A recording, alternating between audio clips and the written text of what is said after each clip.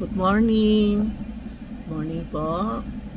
Sabado na ngayon, ang bilis po. May dumating ako stock, maraming na-order kasi sa February ang daming stock na ubos. Ngayon ko lang na-repeat, no? Ito dumating, no? Santiago na 4 hang. Pwede hang mo sa kotse mo, pwede hang mo sa tabi ng office mo, pwede hang din sa bodega, lahat, anything na pwede mo hang, pwede hang mo po kayo para protection ka ni Santiago. Ito kahoy ito tapos ang nakasulat dito peaceful, tapos itong Chinese word E is powerful. Siya na mamahala sa mga bad energy pumasok. Kaya tinan mo, may hawak siya sword na siya na mamahala sa mga bad tao, bad energy. Siya na mamahala po. Ito ang parhang sa kotse, no? Ito din, no? Ito naman necklace. Ang ganda, tinan mo, Santiago. Curve yan, curve sa kamay yan, Ilan lang ito kasi mahirap lang, bawal mag-order ng marami. Ilang piraso lang, Santiago, may dala siya salt niya, no? Tapos ito, usually gusto niya sa likod peaceful. Gusto niya nakasuot tayo. Kung gusto niyo, pwede niyo bumili. Ilang piraso lang ito para peaceful, palaging kasama si Santiago sa akin. Ako po, mga Santiago ko, nasa bahay sa tindahan. Pagkaalis ako, sasabihin ko kay Santiago, samahan mo ako lumabas sa peaceful, lumabas, peaceful umuwi, para hindi tayo maaksidente o may mangyayari. So every morning, aalis ako, kausap ko Santiago ko. Tingnan mo, ang ganda Santiago ko.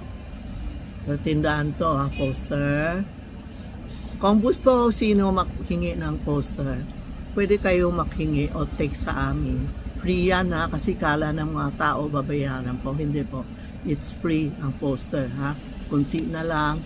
Antay mo ako pag pumunta kasi ang shipment, grabe. Ito mga Santiago ko. May malaki, yan ito Santiago ko. Dito kami nakiwi. Santa Cruz to, Tingnan mo, ang daming Santiago ko. Punta kayo dito, makikita mo may palaka pa kami. Punta kayo dito, pwede kayo mag-order. Yun hihingi ng poster. Sorry po, sa probinsya, mahirap padala. Kailangan pumunta kayo dito. Siga namin bibigay sa iyo. Sa abroad po, mahirap din kasi mahaba ang poster namin, no? Is free. Hiningi ko para sa inyo. Meron dumating, Crystal naman. Santiago. Yan, Crystal siya. Pwede hang sa kotse, pwede sa bahay, pwede saan, pwede po. May bumili na hang niya sa back niya. Ito po. Crystal siya, Tapos ito naman Karat Chakra. Matagal ko na rin nagbebenta ito kasi very powerful ito. Meron siya 28 cents same na nasa loob, no? Pwede hang mo siya na bahala. Halimbawa may office ka, lagay mo sa office. Kung sino intention sa'yo, ina-absolve niya. Ito yung tinatawag na Karat Chakra, no?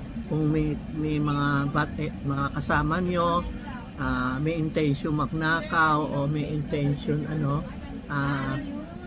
mawawala, na ina-absolve niya, o kaya sa tindahan o sa mga barangay bumibili din sa akin po, yung mga bad energy, ina-absolve niya. Kaya you can hang front sa harap ng kotse, pwede sa kotse for accident, for theft, kidnap, robbery, o ito pwede din ihang mo sa bahay, sa harap ng bahay po.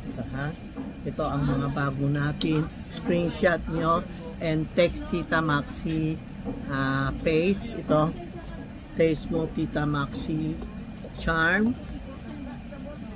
Or, ito lang ha, Charmy Ong Ping, kasi marami naloloko. Ginamit pangalan ko, Tita Maxi Feng Shui, Tita Maxi ang daming, may 10 o 12, puro pangalan ng hindi sa akin. Tapos bumili sila, hindi na sumagot, binayaran ako. You can video o text Tita Maxi Charm o Charmy Ong Pin Messenger. Video call mo, tingin mo kung ako yun, ha? Huwag kayo mapibili sa iba na online na mukha ko tapos Tita Maxi, wag ko.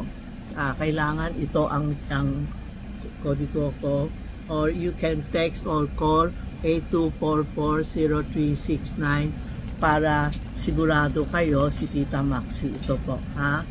O pwede kayo pumunta dito sa Ong Pin, 757 Ong Pin Street, Binondo, Manila. Sa malapit kami sa Binondo Church. Sa baba kami ng First Hotel. Sa harap kami ng President Restaurant po. Yan, ha. Thank you, ha. Mako-order kayo kasi kunti lang ang dumating. Nagte-thank you ako. Si Santiago, maraming tinutulong na. Maraming nagte-thank you. Kahapon na pasa, nagiging na board exam ng isang doktora, isang nurse na pasa sa board exam. Thank you sa akin pumunta dito. Thank you sa mga nagbibigay ng pagkain sa amin po. Inaalay ko kay Santiago. Hindi ako yun yan. Una mo, pag binigay mo sa amin, inaalay ko Santiago na. Tapos, nakain namin. Thank you po. Thank you sa lahat na trust sa amin, naniniwala sa amin. Salamat po.